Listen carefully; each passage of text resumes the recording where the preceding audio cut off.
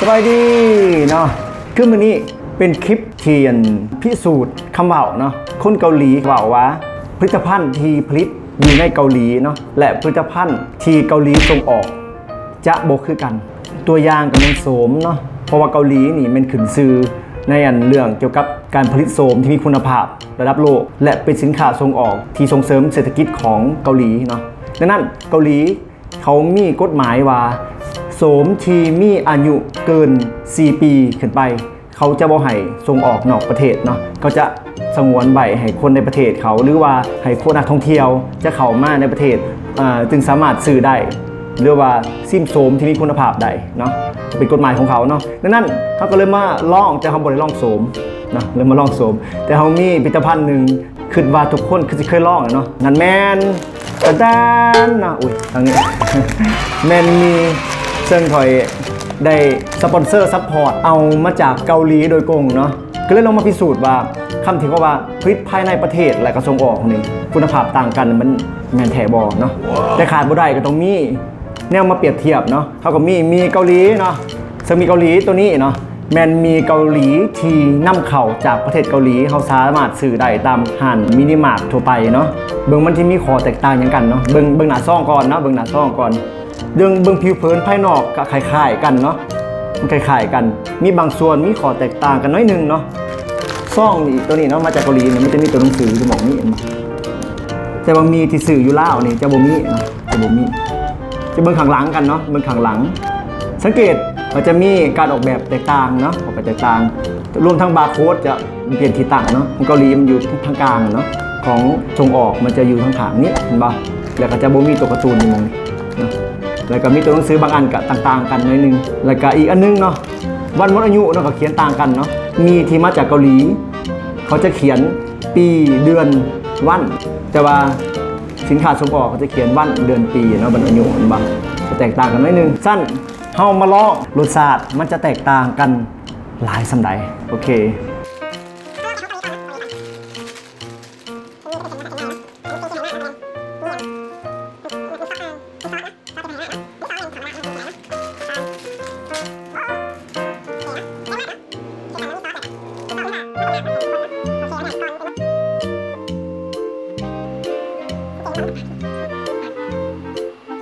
สิ่งที่อันแรกที่เมื่อกี้ลองซิมแมนลองซิมเส้นดิบเนาะซื้อว่าเส้นเกาหลีจะมีความกรอบกว่าน้อยนึงเนาะแต่เส้นของสินค้าส่งออกนี่มันค่อนข้างจะอ่อนกว่าน้อยนึง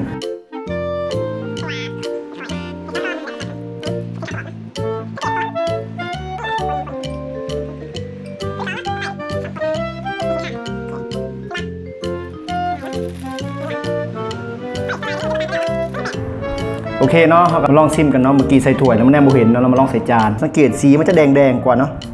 แต่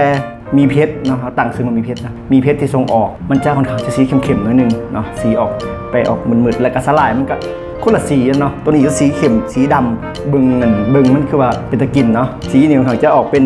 เทาๆหน่อยนึงโอเคมาลองชิมกันเลยเนาะชิมก่อนปูคนก่อนคนหน่อยนึง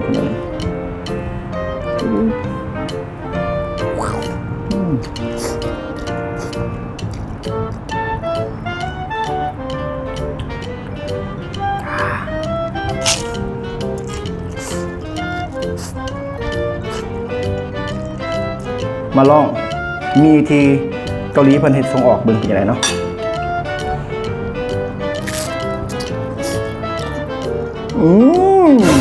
รสชาติต่างกันนึงบ่ที่ต่างเป็นบวงกับ2เนาะต่างเมื่อกี้ไม่ถูกบ่ทันฮู้เนาะต้องกินอีกคำก่อนว้าว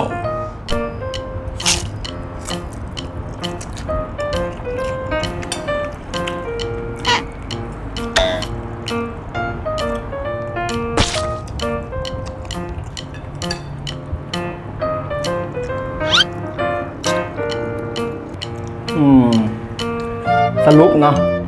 สำหรับข่อยรู้สึกว่ามันก็คล้ายๆกันเนาะแต่ก็รู้สึกว่าจานนี่ซิมา2 หอบเนาะยังแสบกว่าเนาะต่อกันนัวๆเข้มๆหน่อยนึงแต่ว่ากินเข้าไปแล้วก็มีรสชาติต่ออีกแต่ว่าต่างจากตัวนี้เนาะมันรสชาติคล้ายกันเนาะแต่มันก็แบบว่าบ่มีรสชาติที่2รู้สึกว่ามันแตกต่างหน่อยนึงรู้สึกมันแตกต่างเนาะบ่น่าเชื่อเนาะทั้งที่ยี่ห้อเดียวกันเนาะผลิตจากประเทศเกาหลีคือกันแต่ว่ารสชาติออกจะต่างกันหน่อยนึง อันนี้ก็เป็นความเห็นส่วนตัวเนาะทุกคนอาจจะคือต่างกับมี่เนาะสำหรับตัวเขาเองเนาะผมรู้สึกมันต่างกันแท้ส่วนคนอื่นก็ล่องสื่อมาซิมเบิงเนาะรู้สึกแตกต่างกันคือข่อยบอเนาะคลิปเฮากับจบเท่านี้เนาะทุกคนเนาะสามารถรีเควสมาได้เนาะว่าอยากให้ทีมงานไปเฮ็ดอีหยังที่มันแปลกๆกว่านี้เนาะเขาก็มาลองกันได้เนาะสุดท้ายเนาะฝากทุกคนเนาะกด Subscribe เนาะแล้วก็กดกระดิ่ง